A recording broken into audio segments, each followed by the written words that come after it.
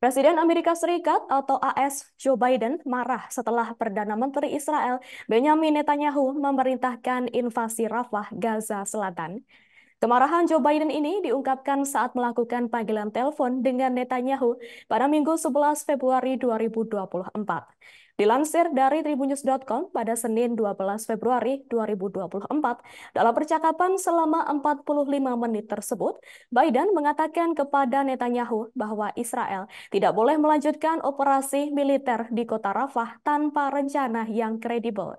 Dikutip dari The Times of Israel, Biden mengatakan rencana tersebut digunakan untuk melindungi warga Palestina yang berada di kota Rafah. Adapun sebelumnya pada Kamis 8 Februari 2024, Biden telah memperingatkan Netanyahu tanggapan Israel terhadap Gaza adalah berlebihan.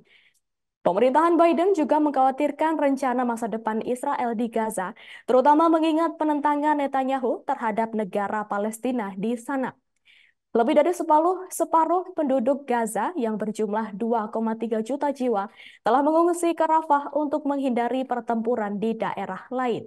Sementara itu, Netanyahu dalam sebuah wawancara dengan NBC yang disiarkan pada Minggu 11 Februari 2024 menegaskan operasi Rafah akan terus dilakukan, yang mana sambil memberikan jalan yang aman bagi penduduk sipil sehingga mereka dapat pergi.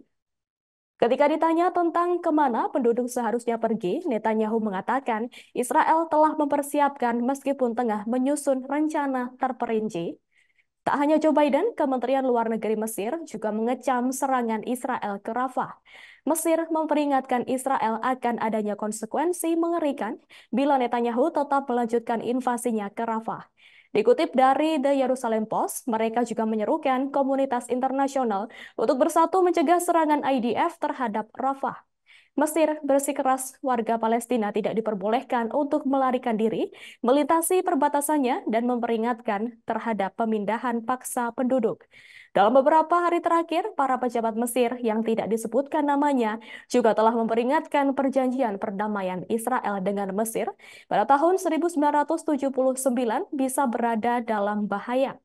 Dorongan Israel untuk melakukan operasi Rafah terjadi karena mereka berada di bawah tekanan internasional yang besar untuk menghentikan perang dan di tengah meningkatnya ketegangan dengan pemerintahan Biden.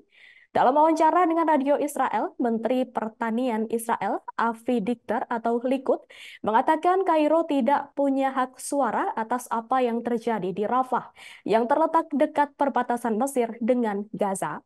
Dikter juga menjelaskan bahwa perjanjian Mesir dengan Israel memang memberikan masukan atas tindakan yang terjadi antara perbatasannya dan zona penyangga tersebut, namun tidak di Rafah yang berada di Gaza.